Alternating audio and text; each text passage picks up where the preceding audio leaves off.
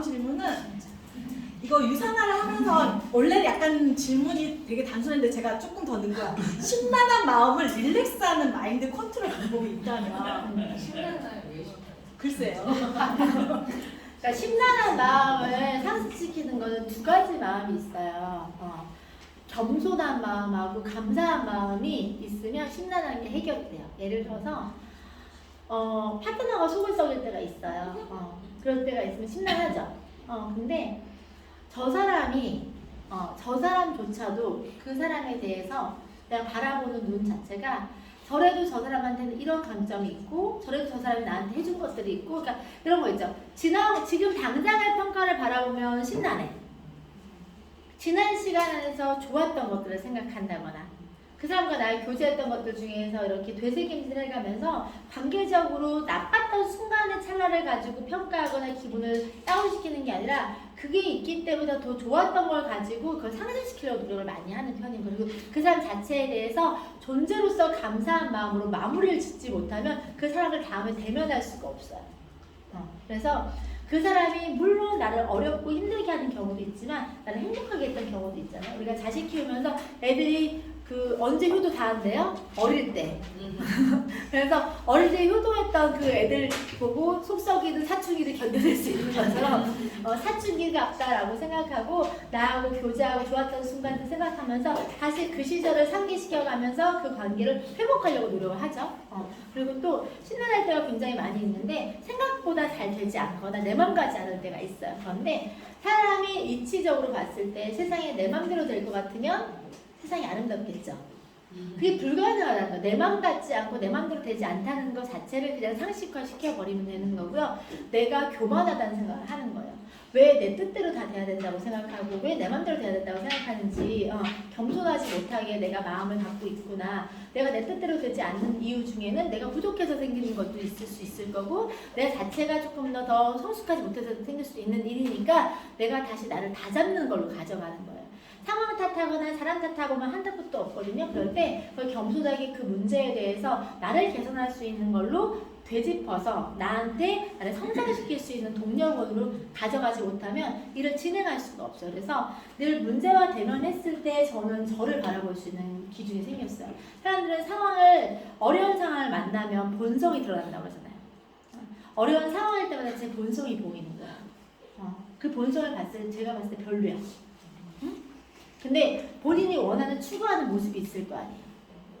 그러면서 그 본성 안에서 이기심도 보이고 편협함도 보이고 옹졸함도 보이고 이런 게 보일 때 그때 내가 겸손하게 내가 그렇게 살기 원하지 않으면 그런 존재로 머물기 원하지 않으면 그렇지 않기 위해 내가 어떻게 해야 될지를 가지고 나를 반성하고 나를 채찍질하는 마음으로 리마인드 시키면 신랄한 마음이 아니라 오히려 나 자체에 대해서 좀 발전적으로 가져갈 수 있는 계기가 되기도 하더라고요. 그래서 어려움을 만나거나 상황적인 게 생길 때마다 온전하게 자신을 객관적으로 바라볼 수 있는 눈을 갖고 있는 사람들은 오히려 그 상황 때마다 성장을 하는 거예요. 그래서 어제 또 박경진 선생님이 모든 게 은혜더라라는 말을 하셨잖아요. 근데 그 말을 100% 공감하는 게 뭐냐면 의미 없는 시간들이 한순간도 없더라. 힘들고 고단하고 심란했던 그 순간들마다 그 찰나찰나에 내가 생각하고 고민하고 하면서 통찰이 생기고요. 그러면 나를 바라볼 수 있는 눈도 생기고 나를 다듬을 수 있는 기회도 생기고 여러 가지가 사람을 성숙시킬 수 있는 과정 안에 다 있더라. 그래서 그걸 즐길 수 있는 마음들이 시간이 지나면 생겨요. 그때는 죽을 것 같이 힘든 일들도 지나보면 아무 일도 아니고 그걸 잘 지내온 나 자신에 대해서 스스로 토닥거려주고 기특하게 생각하는 순간이 생길 거고 그렇게 지나왔기 때문에 존중받는 위치가 되는 거예요. 여러분들 일하다 보면 어려울 때 많죠. 어려울 때마다 스폰서들 볼 때 어떻게 이걸 견뎠을까라는 마음이 생겨요, 안 생겨요? 그리고 일은 너무 신기한 게 똑같은 일의 반복이라서 여러분들이 겪고 있는 모든 일을 겪어냈기 때문에 그 자리에 다 가 있는 거거든요. 그러면 겪어낼 수 있는 일이다, 없는 일이다? 있는 일이다. 그런데 그걸 누가 겪어내고 안 겪어내고에 따라서 결과가 달라진다고 하면 기꺼이 겪어내겠다는 마음을 갖고 마음을 가지면서 겪어낸 방법을 모르겠으면 그 문제를 가지고 스폰서를 대면해서 어떻게 견뎌냈는지에 대한 코칭을 받아보는 거예요. 그러면서 그렇게 문제를 교류하고 서로 도움받고 코칭 받다 보면 또 신뢰관계가 생기고 이렇게 반복이더라고요. 그래서 항상 문제가 생기면 그 문제를 먼저 해결하고 또 솔루션을 갖고 있는 사람을 찾아가서 문제를 해결할 수 없는 사람과 뒤에서 속닥속닥 할 필요가 전혀 없고요. 문제의 경험이 있는 사람을 지혜를 구하기 위해서 찾아갈 수 있는 그런 사람들이 되시면 심지어 오히려 이게 마인드 컨트롤하려고 갔다가 인사이트 받고 와요. 이해가시죠?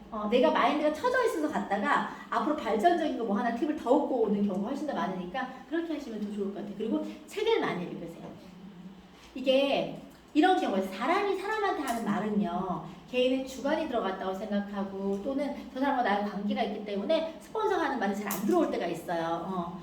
날 잘 알지도 못하면 또는 그냥 또 일하다 푸시하는 이런 느낌으로 그냥 고깝게 비꼬아서 들릴 때가 있어요. 그런데 책은요, 정리된 개념이기 때문에 오히려 내가 가지고 있는 상황도 모르면서 책에서 나를 톡톡 건드리는 말을 해요, 안 해요? 그게 진리기 때문에 그래요. 개념이기 때문에 그리고 그게 원칙이기 때문에 그래요. 그래서 여러분들이 고민하고 방황돼서 왔다 갔다 할 때는 개념화되어 있는 걸 통해서 자기를 정리하는 시간을 갖는 게 훨씬 더 좋을 때가 있어요.